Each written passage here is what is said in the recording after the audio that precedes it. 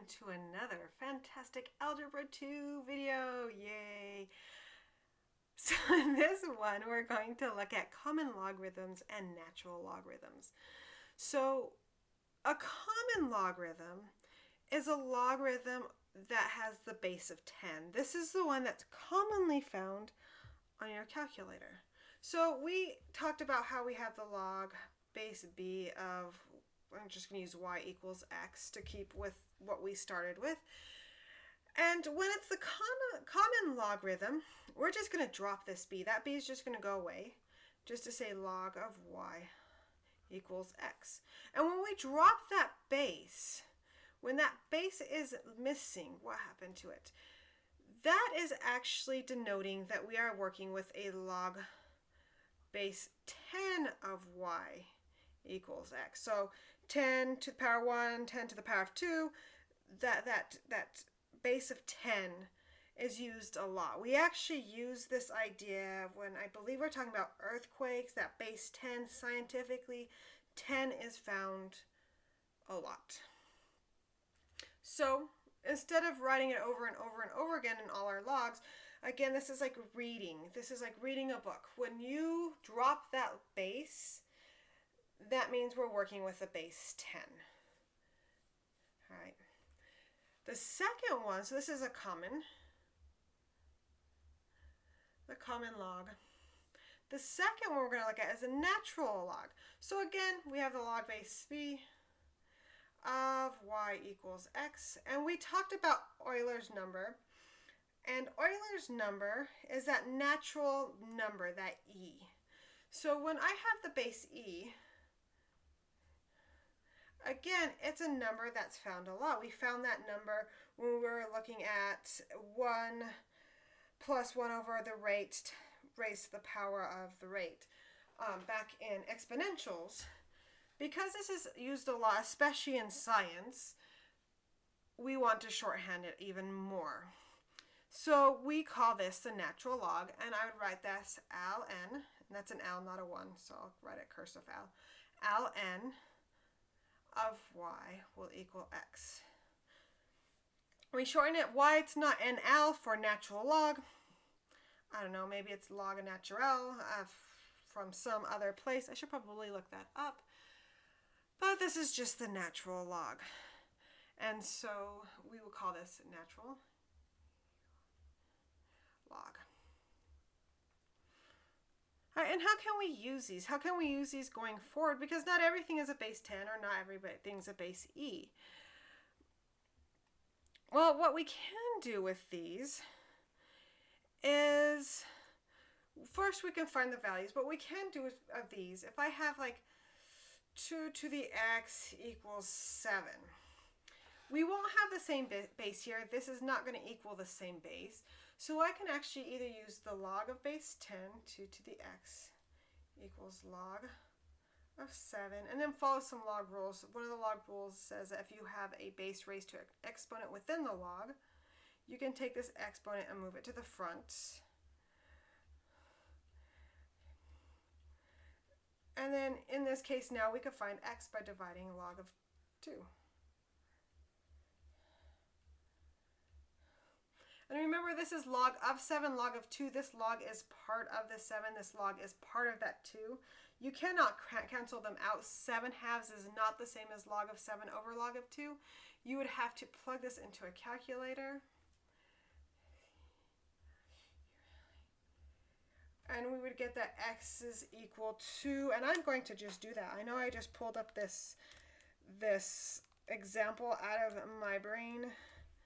And we get x is equal to 2.807. And this is roughly equal. So this is how we can use the common log, or we could actually use the natural log for these two as well, and we would get the same answer. We would get 2.807 as long as this and this are the same logs. So this is where we use the natural and the common log.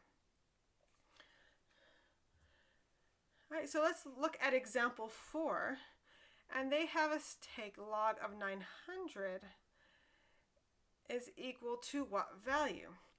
Well, again, we can use your calculator to find this, because we could do something called squeezing, where we kind of find around the number. It's kind of like a guess and check. It's just a fancy way of saying guess and check. Or we could just take this to our calculator, type in log of 900, and we will get approximately 2.9542. And we can check this again, 2.9542, and see that this is approximately 900.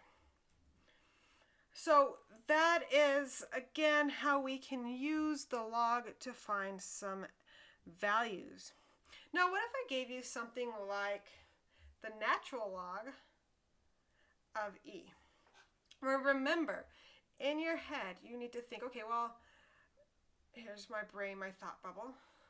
The natural log is basically log base e. And if the natural log is basically log base e, we can actually say this is log base e of e. And remember, you've got to think now too, here's another thought bubble. Boop, boop, boop, boop, boop. That log is essentially like saying, what power? Fantastic writing, Miss Abney. So log is like saying what power? What power do I raise e to get e? So e to what power will give me e to the power of 1? Well, here it's going to be the same, so x is going to equal 1. So the natural log of e will give me 1. That is actually one of the log properties. So if you have log base b of b, that's going to be equal to 1. All right. The next example they want us to look at is the natural log of a negative value. Well, exponentials are constantly growing.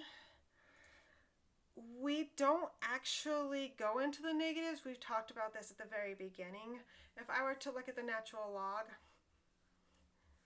it still grows. It goes like this. And we actually never get into the negative values. We never get into this quadrant, or these two quadrants, unless we are transforming the function. We are not transforming this function. Therefore, we do not have any power that will give us a negative 1.87. So there is no exponent which Euler's number can be raised to in order to get the negative number. So I'd say this is undefined.